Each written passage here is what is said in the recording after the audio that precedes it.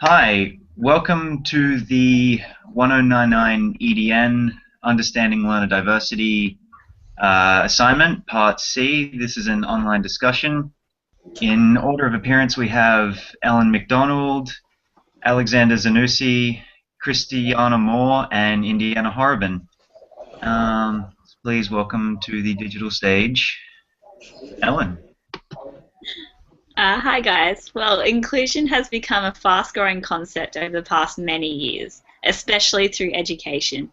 Increasing numbers of students with a disability are opting to enroll within mainstream schooling, that it stresses the need for teachers, staff, and the entire school community to grasp and embrace the practice of inclusion. To assure this can be done correctly, everyone needs to be in the same positive mindset towards inclusion and creating an inclusive environment. Inclusion is something that needs to be done collectively by the entire school community and to ensure its full working potential.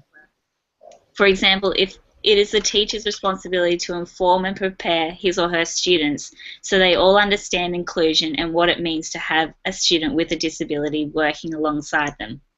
Any student with additional needs can work effectively and inclusively among their peers in the classroom. It is the attitude toward and the implementation of an inclusive learning environment that supports this and also allows students to work effectively and gain a positive learning outcome.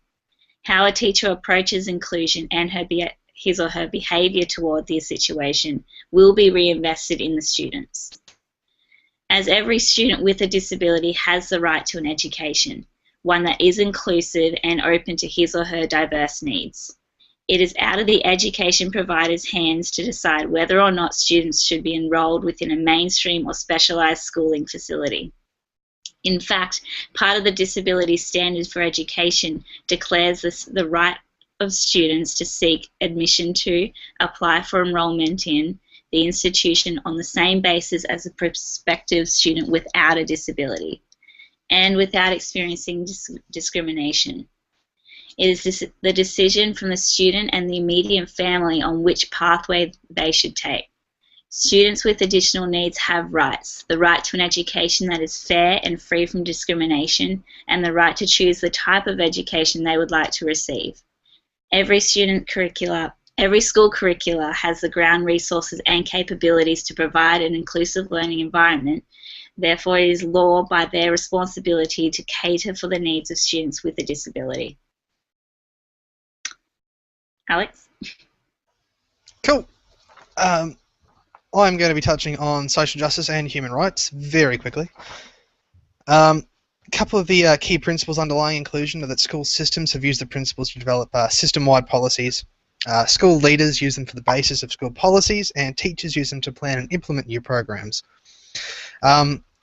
This has come about because of a broad social justice movement, leading to changes for minority groups and disadvantaged groups, key noted are Aboriginal and women's groups, which makes these people less likely to be discriminated against or have their lives restricted by things like race, gender, religion, ethnicity, sexual orientation, or disability.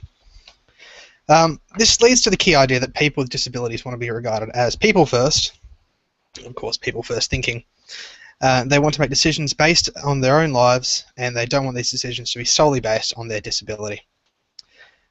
Inclusion in education ties in firmly with this because it's an issue of rights and what works best in all circumstances for everybody, holistically.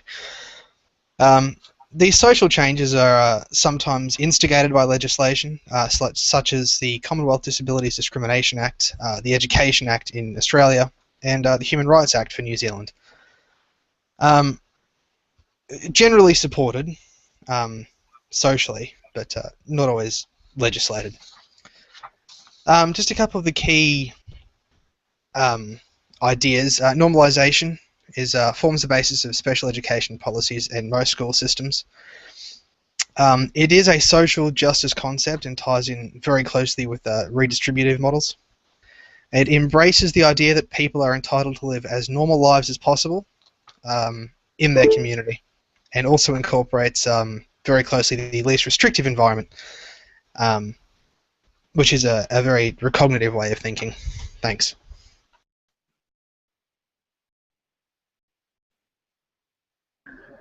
Okay, so I'm Christiana and I'm going to be talking about universal design for learning. So this stems from the universal design movement that circulated around architecture and product design. So making buildings accessible to the widest spectrum of users, including those with disabilities. So that's like ramps and elevators and all things that just make accessibility a lot easier. And product design, for example, scissors that can be used by people that are left-handed as well as right-handed. Universal design for learning is a set of philosophical principles that aim to meet the diverse needs of students. We are moving away from the model that everyone learns the same and acknowledging that there are different ways in which people learn. Instead of adapting methods and materials after the fact, UDL, or Universal Design and Learning, builds supports and accommodations into the original instruction to cater to all student diversity. This is providing multiple entrances, multiple pathways, and multiple exits. People have different ways in which they perceive and comprehend information. So this could be because of sensory or learning disabilities, or language and cultural differences, and they may require different ways to approach content. This doesn't mean that there is only one way of representing information to a person, though. Multiple representations are often more effective because of the connections made between and within the concepts.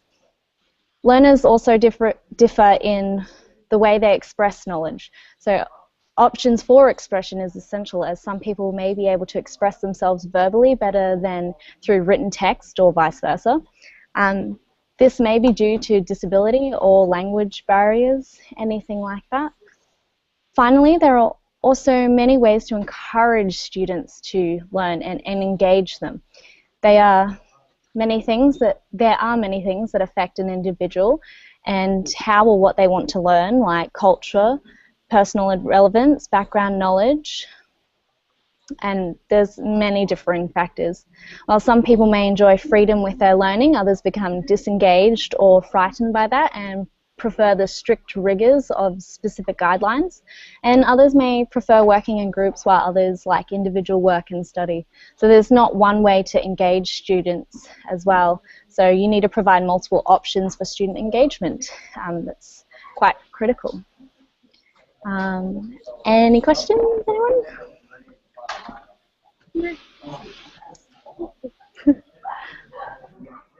Cool. I guess that's on to me now. I'll be taking it down to a more sort of classroom setting where it goes into adapting curriculum.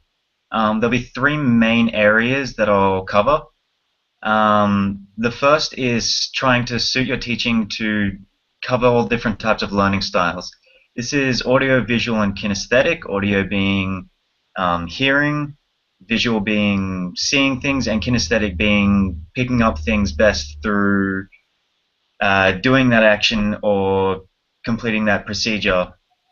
Now, when taking this into a classroom setting, you have to focus on different ways to express this. So examples would be, for audio, it would be like talking, or if they want to do homework, sort of audio tapes or recordings that you can have online access to. Visual would be drawings and diagrams in the classroom and really sort of ways to absorb that visually. And kinesthetic would be to have worksheets and, say, homework like there is already in schools today. Another area that has to be taken into consideration is children that have disabilities. Now, these mainly revolve around disabilities that have the etiologies of attention deficiency or learning incapabilities, as most people would consider it as that.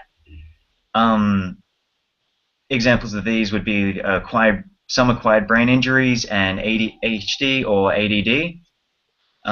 Although that's not taking away from, that's not saying that they are completely immune to learning, but it can be more difficult for them. So what you need to cover for is make sure that you have a teacher aide in the classroom, so everything is covered so you can teach the entire class without getting stuck on that one child and actually being able to teach everyone. Okay, and then the last area is working on different levels of academically measured intelligence. Now, a way to make sure this gets covered in the classroom is through, say, multiple worksheets. You start off as everyone has to complete one, and then have worksheets that continue up and get increasingly more difficult. And ones who want to go ahead can continue ahead, and ones who don't feel as confident with the work can stop there.